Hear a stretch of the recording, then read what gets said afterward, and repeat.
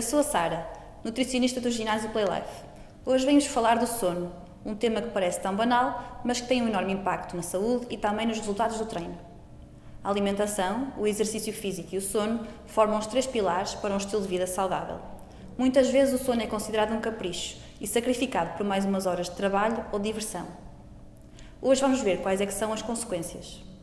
Começo por falar de algumas funções do sono. Ao contrário do que imaginamos, é durante o sono que o cérebro está mais ativo.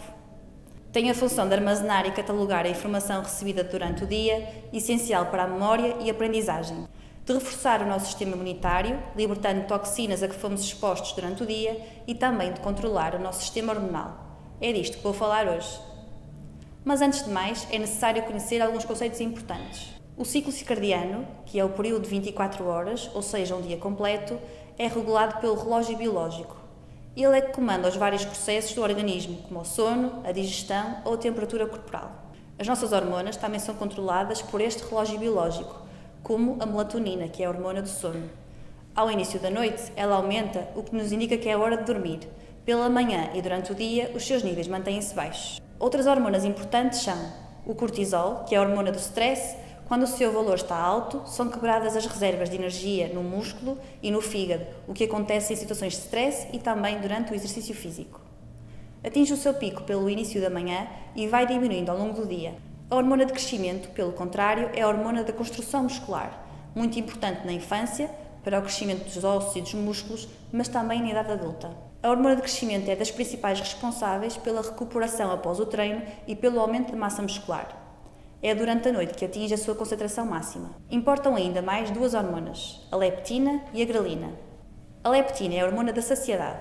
Quando o seu valor está alto, o cérebro recebe informação que já comemos o suficiente e, por isso, ajuda no controle do apetite. A grelina, pelo contrário, é a hormona da fome. Valores elevados fazem com que estejamos sempre com aquela sensação de fome ao longo do dia. Agora que já conhecemos as principais hormonas relacionadas com este tema, vamos falar um pouco do sono. Um sono regular, de aproximadamente 7 a 8 horas, tem 5 fases. Na primeira fase, há um aumento da melatonina e é o escuro que a faz aumentar, e por isso ficamos sonolentos. Na segunda fase, a nossa temperatura corporal e frequência cardíaca descem. Esta é a fase do sono leve. Na terceira e quarta fase, entramos num sono profundo e é onde ocorrem as principais alterações hormonais. A hormona de crescimento atinge a sua concentração máxima, aquela que aumenta a construção muscular, e também a leptina, a que faz-nos sentir mais saciados no dia seguinte.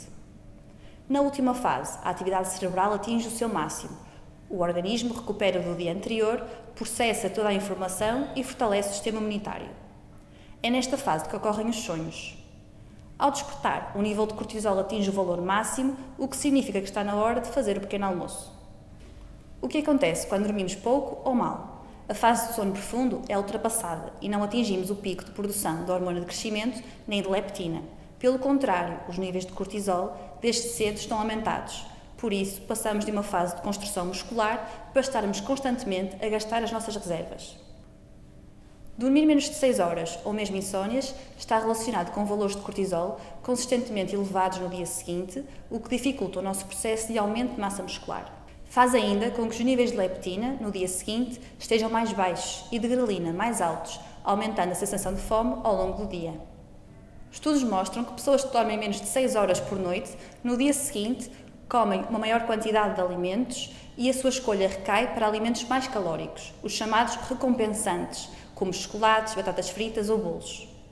Pode haver uma ingestão de 500 calorias a mais por apenas menos de 2 horas de sono.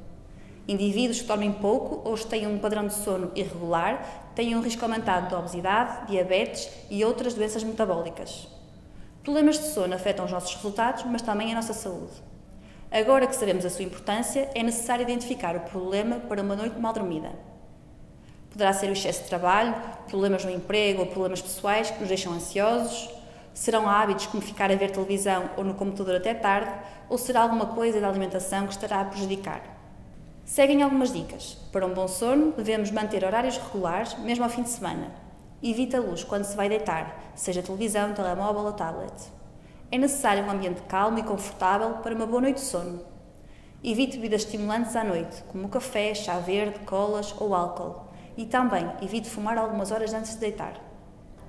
Não beba muitos líquidos ao final da tarde, para não ter de se levantar durante a noite. O jantar deve ser completo. Já vimos que o cérebro se mantém ativo mesmo quando vamos dormir, por isso não cortem demasia. Mas também deve ser leve.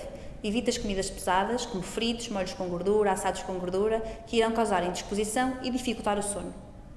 Alguns alimentos poderão ajudar a potenciar o sono, como as carnes, ovos, laticínios, as nozes ou a banana, pelo seu conteúdo em triptofano. A suplementação em zinco, magnésio e vitamina B6, que são indutores do sono, poderá muitas vezes ser necessária e tem-se demonstrado eficaz. Faça uma revisão dos seus hábitos de sono. Só identificando o problema é que podemos melhorar. Cuide de si e durma melhor.